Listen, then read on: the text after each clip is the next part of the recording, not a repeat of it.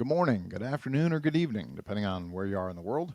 I'm AJ Nash, Digital Intelligence Advocate for Authenticate, with the weekly Cyber Intelligence Brief for Friday, September 5th, 2025. As always, the past week has been another busy one in the world of cybersecurity. The threat landscape continues to rapidly evolve with new trends that demand our attention. So let's get right into it. What really dominated the threat landscape this past week was the proliferation and rapid exploitation of zero-day vulnerabilities. We saw multiple critical flaws under active attack, with Google patching 2 Android privilege escalation issues and CISA adding a whopping 5 vulnerabilities to its known exploited vulnerabilities catalog. That's a lot for 1 week. It's pretty clear that threat actors are adapting incredibly quickly, often exploiting newly discovered vulnerabilities within hours. Want to hear about some data breaches and attacks? Sure, we got some of that for you. Chess.com disclosed a data breach that compromised the personal information of 4,541 individuals due to an external hack of a third-party file transfer application. Workiva, a SaaS provider, disclosed a data breach due to attackers accessing their Salesforce instance through the SalesLoft drift vulnerability, resulting in customer data theft. We got a few of those, by the way. Palo Alto Networks also had a data breach exposing customer data and support cases via that same SalesLoft drift compromise on its Salesforce instance. Zscaler didn't want to be left out. They reported customer information exposure, including names, contact details, and support case content from their Salesforce drift breach. And let's not forget about Cloudflare. They confirmed a data breach where hackers stole customer data from their Salesforce instance via the SalesLoft drift supply chain attack, leading to the rotation of 104 platform-issued tokens. Google's Salesforce-hosted customer database was breached by the Shiny Hunters group, and a very small number, according to Google at least, a very small number of Google Workspace accounts were accessed through compromised SalesLoft drift tokens. There was also the staffing giant Manpower. They were hit by a ransomware group, which exfiltrated 500 gigs of data and affecting about 144,189 individuals, to be exact, I guess. A French telecom provider, Orange SA, suffered a data leak from the Warlock ransomware group. They stole and published 4 gigabytes of sensitive business data on the dark web. School District 5 in South Carolina, they experienced a ransomware attack compromising sensitive data of 31,475 individuals. We're going to see a real uptick in education attacks again now that school's back in session. Brazilian subsidiary of a payment processing company, Evertec, they were breached in an attempt for a $130 million bank heist through their Pix payment system. It wasn't successful. Pennsylvania Attorney General's office, they reported a ransomware attack causing a weeks-long outage of their systems and services. Bridgestone, a famous tire company, confirmed a cyber attack impacting manufacturing operations in North America. Jaguar Land Rover reported a cyber attack that severely disrupted production.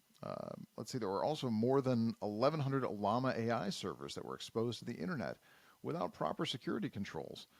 That also included, 20% were actively serving models. So that presents a significant security risk. So you've got open AI out there, these Llama AI servers, right? So you've got these open LLM models that are out there published to the world. 20% were actively serving models. So somebody could poison those. There's a lot of risk that goes along with that as people become more and more dependent on AI. Malicious NX packages in a singularity attack leaked 2,349 GitHub cloud and AI credentials. So a big week, lots of breaches. It brings us to the significant escalation, which is that there's a convergence of AI-enabled attack automation and critical infrastructure targeting. Threat actors are now reportedly leveraging AI-assisted automation frameworks, drastically reducing exploitation time from weeks down to minutes. Now, we've been talking about that for quite some time, right? But for example, the Hexstrike AI framework, that was weaponized to exploit Citrix NetScaler vulnerabilities within hours, orchestrating over 150 specialized AI agents to autonomously scan, exploit, and establish persistence in target environments, achieving system access in as little as 20 seconds from reconnaissance. Now, beyond the technological advancements on the adversary side, nation-state actors have intensified their operations against critical infrastructure. Notably, Chinese APT groups like Salt Typhoon and Operator Panda have been systematically compromising telecommunications networks globally. They're exploiting enterprise router vulnerabilities from vendors like Avanti, Palo Alto, and Cisco to achieve long-term persistent access. This isn't just about gaining a foothold, it's about deep infiltration, enabling potential supply chain compromises and sophisticated espionage operations across multiple countries' infrastructures. We also saw CISA add multiple vulnerabilities to the known exploited vulnerabilities catalog. I mentioned there were 5 of them, right? 3 of the 5 additions were about impacts to TP-Link networking devices, some with severe CVSS scores. And for federal agencies, these have remediation deadlines of September 23rd and 24th. We'll see if they actually make the deadline, though.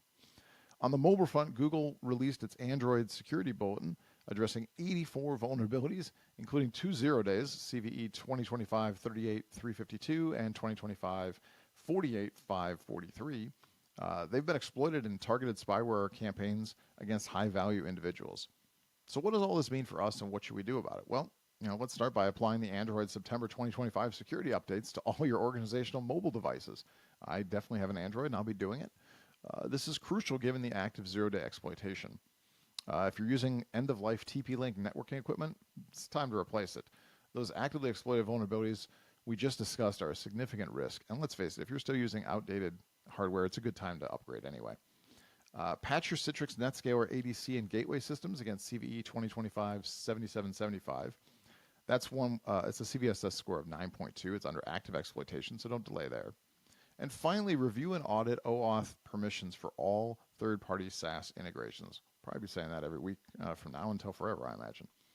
We saw major supply chain compromises this week, like the SalesLoft Drift OAuth hijacking impacting Google, Palo Alto Networks, and others. That's what I was just talking about before, but make sure everybody's aware of that. The takeaway here is that the speed and sophistication of cyber threats are increasing dramatically, particularly with the advent of AI in attack automation and the persistent targeting by nation-state actors. Staying informed and acting swiftly on critical patches and security recommendations has gone from being, a best practice to really an absolute essential. All right, listen, that's all the time I have for today. You can check out the complete weekly cyber intelligence brief on the Authenticate blog. That's authentic and the number 8.com. And get more information on what I've talked about here. There's some other events that were in there as well and some recommendations. That's it, though. Just stay up to date with these things, folks. Until next time, stay vigilant.